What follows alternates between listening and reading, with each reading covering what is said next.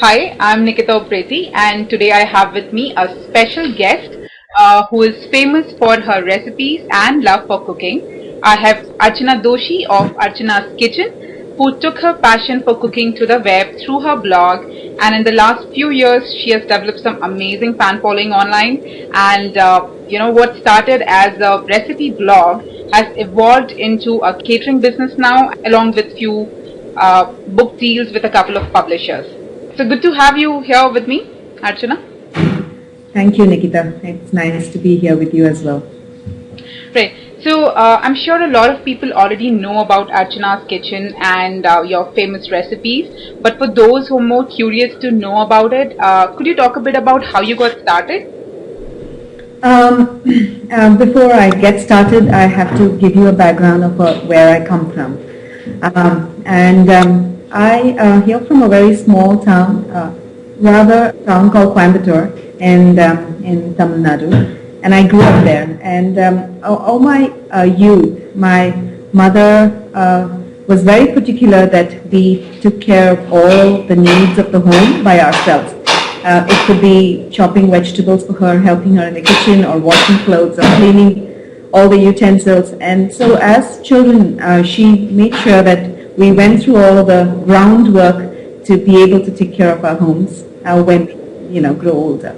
And I never envisioned that I would become a homegrown chef running a website which has recipes. I am a software engineer. I studied computer science, and I worked in that field for about 6 years. And soon I got married and had children, and which is when I started blogging. And I started blogging about parenting, and I also started along the same. I had two paddle tracks running. One was about parenting, and one was about cooking the food which I cooked at home. Mm-hmm. I started talking about just generally the recipes. Okay. It was around 2007. Blogging I think had started just a couple of years earlier, and it was just catching momentum among the journalists who wanted to be online, and not necessarily people like me who would want to get online. So being a mother and had stopped working, blogging had actually opened up channels for me of an outlet channel to put in my thoughts and vision, just open to the public, and generally getting free information about what people think about me and about what I write. So as I started, the blogs started getting visitor momentum, and I realized that the kitchen, although parenting was very personal, the kitchen recipes blog started getting momentum from all around the world. I was staying in the US. I started this blog, I was in the US and in France. I've lived around many countries. I worked with many groups of social, economic backgrounds, Europeans to Americans to Canadians to people from Middle Eastern countries. I've interacted with many, and hence, started blogging about, and cooked a lot, varied recipes. Mm-hmm. Coming back to the point, which is when, as I mentioned, the visitors started growing in my website. I decided to move on to a website from a blog. Okay, and how long did it take? That duration? Span of 3 months, okay. I think.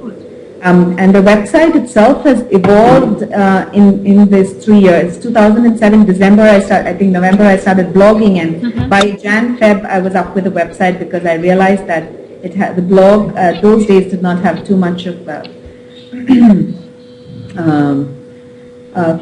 capability to modify and bring in customization as a website can get. So I used my technical skills and engineering and whatever work experience I had in my software engineering profession, and brought it to my website. Okay. Built the website and started photographing every day. It was like with 2 children and managing. This was quite hard initially.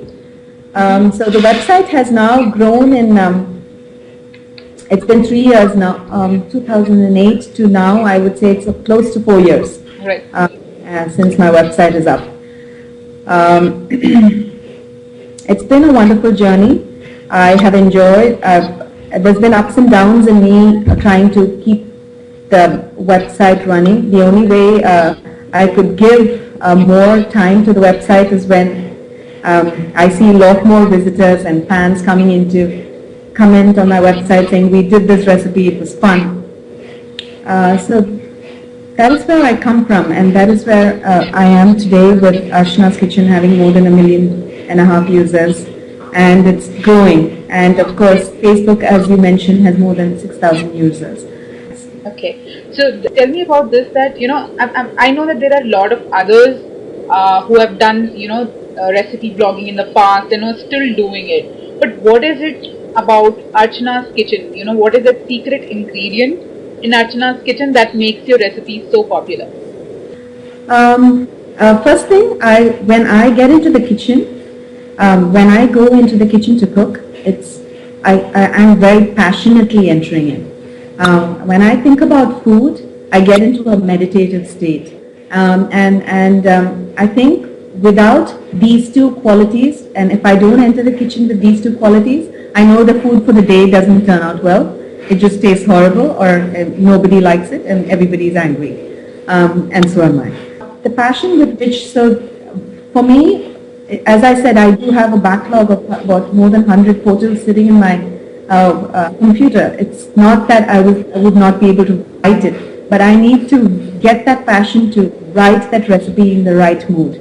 Just like I go into cooking, into the kitchen with the right mood and the right passion and with the right energy. I completely believe that energy with which you work with, the passion with which you put in the amount of passion goes into making food or any kind of work, even photographing my food, is what brings out in that recipe. So just the food would taste just as good, and that passion, with the same passion, I write my recipe.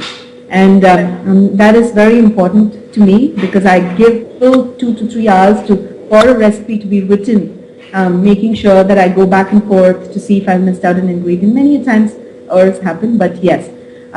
So that is one thing I think where my recipes would stand out. I have not hidden ingredients which is not cooked by me, and just generally because I have to write a recipe, I'm just posting it. I do it because this is my favorite and this is how I cook it, and hence it comes out in my recipes. That very happy to say that most of the time when I put up recipes and people have tried it, and if you go through many recipes on my website, you will see comments flowing in saying that I tried this recipe, it came out well. I tried this recipe. There are some comments which call for authenticity, which I try to address, because I don't go by authenticity, I go by what I feel. So, now how do you spread the word? Like, I know that a couple of publishers had approached you prior to that Google campaign. We'll talk about it in the next question. But coming to this, that how are you spreading the word, because a lot of publishers are approaching you for writing your own recipe books. So how are you spreading the word? I did have 2 publishers coming in. One was an online publishing thing, and the other was a book publishing, which was Alchemy Publishers. They came into, I think over time they did find me on the internet through their contacts, that I had a website that is running, a blog which is running successfully, and definitely there are people, and when I think people are looking for people who are different and innovative and wanting to write for them. This is what the feel I am getting, that there are always people on the lookout. People are watching who's who, and I have no idea how they got in touch with me, but I think through contacts, through references. It was like, for example, when it was last year, which is when Alchemy got in touch with me. Mm-hmm. But before that, 2 years back, I was actually looking to write a book. 2 years before 2011, that was 2009. A year later, I started writing Archana's Kitchen. I said, I need to get this into book form, because a lot of my friends and relatives said, put it into a book form. Okay. And so I went about asking different publishers, but it's a hard thing to crack when to get publishers to write for you if you have don't have maybe credibility or that much social standing on the internet. You have to be and I was not 100 million plus users then maybe. But at 2009 my state was different. So I didn't get anything. So I continued to work with Archana's Kitchen. But 2011, 2010 onwards, after getting socially active on Facebook started having pages, Right. pages to promote your business. So which is when I got active at it and started building up my, engaging my users into, and through cooking lessons as well. So, yeah. Yeah, and the another interesting part is the television and the online commercial by Google. So, how did that happen? Can you talk a bit about in detail? They got in touch with me. Google got in touch with me through some contacts. There are a few people whom I knew at Google who actually knew that I was doing something like that. And Google was looking for people on the internet who have made it for themselves. And they found me a very good candidate, I think, who would fit into the Indian demographic, women home demographic scenario, homemakers, would be able to empathize with maybe what I'm doing. And so hence they contacted me, and I was more than willing to help them out in their web campaign. Right. So now, tell me something about the catering business and the cooking lessons you started, and I think now you have also started a website called the Rising Dough. Yes, the Rising Dough is my baby. I love cooking European food, which is vegetarian, and as I said, I constantly look to transform the meat into vegetarian. And whenever there is a meat, I think of what I can make it, feel like a gourmet vegetarian. Predominantly European gourmet food, which is all meat, especially French, Italian, German cooking. French, which is the cooking capital of the world. That it started off with that interest, and with many people asking me, telling me to start supplying them food for their parties. So that is how Rising Dough kicked off. I enjoyed my 8 months, it was about 10 months journey in Rising Dough. I did it for about 10 months. It was a great journey, connecting with people, cooking for their parties and understanding what their needs was. I did mostly desserts and hors d'oeuvres, that is ones that come before dinner. It wasn't an entire set menu for them. Yeah. And earlier you started with a blog, okay? And the journey of a blogger is mostly like you work independently. So how did you prepare yourself to come out of the comfort zone of a recipe blogger and then evolve it into a catering business, And what lessons did you learn during this phase? When I got into the catering business, it was easy because my experience being hosting parties at my home as well as writing recipes got me enough credit to spread the word of mouth to get into the business of catering, gourmet catering. 1, 2. See, I couldn't keep cooking vegetarian European food every day at my home, and doing a business helped me expand my horizons into world cuisine, and what better way when I can make people taste what I cook and get feedback on food I cooked, and this in turn translated into the recipes which are posted on my website. Not all of them again are there. And I think I was very passionate. I wanted to extend this passion to people who wanted to taste my kitchen. And I loved the journey, and whoever ordered from me, and they also, I have great testimonials on my website which just talk about how much people enjoyed the food at their party. So I had to draw a line as to where I would put a stop to my orders. The orders were party orders mostly. That is the only orders that I took. I stuck to my theme. It would be only party orders, and that meant Friday, Saturday, Sunday, and I would not take more than 2 orders for the weekend. I will not do it, because only then can I respond well to the people, because I was running it out of home. And I had to understand my constraints. Running a catering business from a house is different from a external kitchen, where you have multiple chefs and working with you and a whole team of people. Eventually, I would like to get into something like that, but as of right now, the comfort zone is good for me. Although it's been a few months since I've closed down Rising Dough. I mean, I put it to sleep because of some other commitments which I have. I have some book commitments and other family commitments. Right. Although, and hence running the kitchen out of the home was a big challenge. And I didn't want to open up a restaurant, because that means I would not be able to give time to my family, and that would become a full-time business. If I can actually get this kitchen into an external business, as another, like a distribution network, I mean, catering business, like a proper kitchen unit out of home, which is external to my home, and have a good set of team working with me, like a sous chef, consultant chef, or another person who has similar thoughts and passions about cooking just like me, I would be more than willing to kickstart that again. So I'm waiting for that time till I actually find someone who can work with me, because I do need another support to or someone else to work into take this further. So now, almost coming to the end of this interview, what important lessons have you learned during this phase of your journey, and what have been your personal challenges in terms of managing your family and your passion, and how do you balance all of that?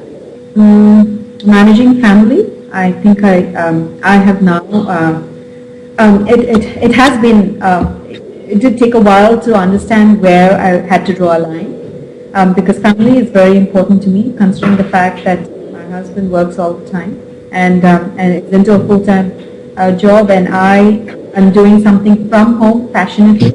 At the same time, I want to feel that I'm on my own, and feel and drawing a line as to where you stop and give time to the family, I have arrived at.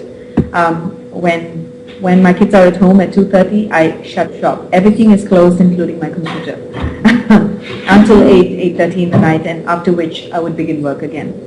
And I have extreme discipline of managing time. I do it really well. My day starts at 5 in the morning, and Okay, and any lessons that you've learned, important lessons you have learned throughout this journey? Archana's kitchen is not where it is just like that at the blink of an eye. I'm not where I am at the blink of an eye. Working from home has not been easy. Bringing your passion, a hobby, whatever you can call it, or just being a cook, rasoi banane wali, whatever people call in India, kya kar rahi hai, website mein recipe likh rahi hai. There are a lot of people in India who have myths about what you do.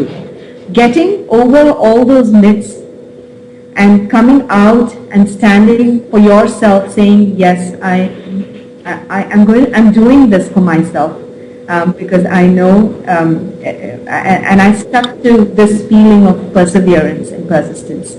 Passion was there, but perseverance and persistence kept me going until now. And now I'm happy to feel, I have a very happy feeling that it has paid off. Whatever little way, I have gotten to write a book. The first has gone to the publisher already for editing.